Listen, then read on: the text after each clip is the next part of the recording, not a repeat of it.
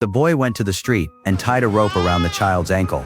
Then he walked away and stood at a distance watching. He hoped that a kind stranger would take the child in, but after a long time no one came for him. Out of options, the boy finally handed the child over to a trafficker. The trafficker not only gave the boy some money, but also said he could help him get to another country. When asked where he wanted to go most, the boy remembered what Marin had told him, so he said he wanted to go to Sweden. The trafficker agreed to help him, but said he needed to bring his identification documents as soon as possible. With no other choice, the boy returned to the home he had not seen in a long time. As soon as his mother saw her missing son, she immediately started scolding him in anger. But by then the boy no longer cared. He only wanted to find his identification papers. He searched everywhere but could not find them. Just then his furious father walked over. He angrily yelled at the boy, "What makes you think someone like you has identification papers? There is no ID here. What we do have is a government deportation order and a hospital notice. Do you want to see it?" يعني بحب لك تعيش على ما انت عليه بدون رضا بدون شيء. اهلا وسهلا. ما بحب لك بزتك من هون بنعن اللي خلقك هلا.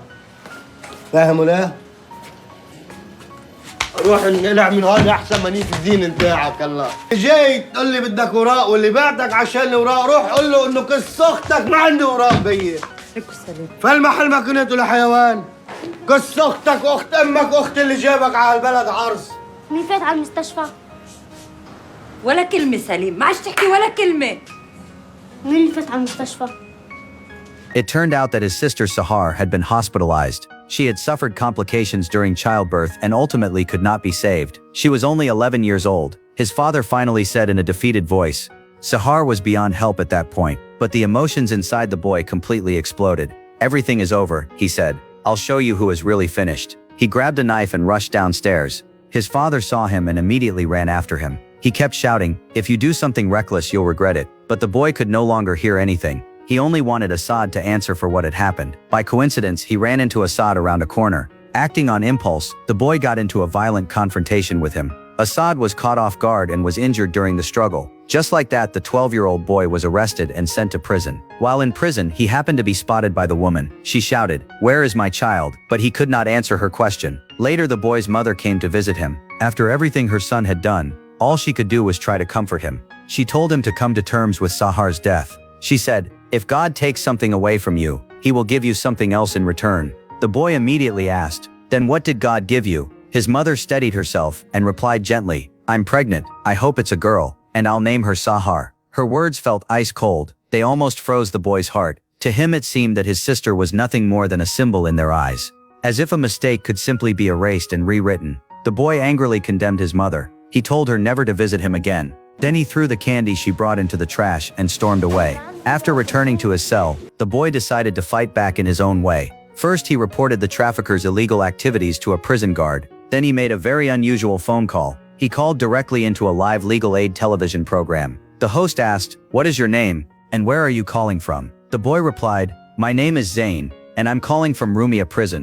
The television program had extremely high ratings. Even the prisoners were watching it. When the inmates realized it was Zain on television, the entire prison erupted into cheers.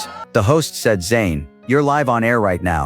What kind of help do you need?" The boy answered, "I want your help suing my parents, and I want every adult listening to hear what I have to say. I hate people who cannot take care of children, but bring them into the world anyway. What do children get from them? Neglect, harm, or endless criticism. When I think about my childhood, I remember chains, pipes, and belts. The nicest words I ever heard were, 'Get out of here. Life feels like a pile of mud, dirtier than the shoes on my feet.'" The show's producers eventually hired a lawyer. The lawyer helped the boy bring a case against his parents. In court, the boy not only argued that his parents should never have had him, but also accused them and Assad of being responsible for Sahar's fate. Assad insisted he had done nothing wrong. In our view, once a girl begins to mature, she is considered grown up, and many people see that as normal. The boy's father also broke down in tears. He said their family was struggling to survive. He claimed he only wanted his daughter to have a better future. But what really caused Sahar's death? Under questioning, the mother finally revealed the truth. When Sahar was taken to the hospital because of childbirth complications, she did not have identification documents. As a result, she was unable to receive timely treatment. At last, the judge reached a decision that avoided placing all the blame on one side. The hammer of justice came down once again. In the end, everyone except the boy was found not guilty. Authorities quickly moved against the trafficker's operation. The woman was finally reunited with her child. The government also took emergency measures to address the identification issue. Even the boy, while still in prison, would receive proper documentation. And that brings this story to an end.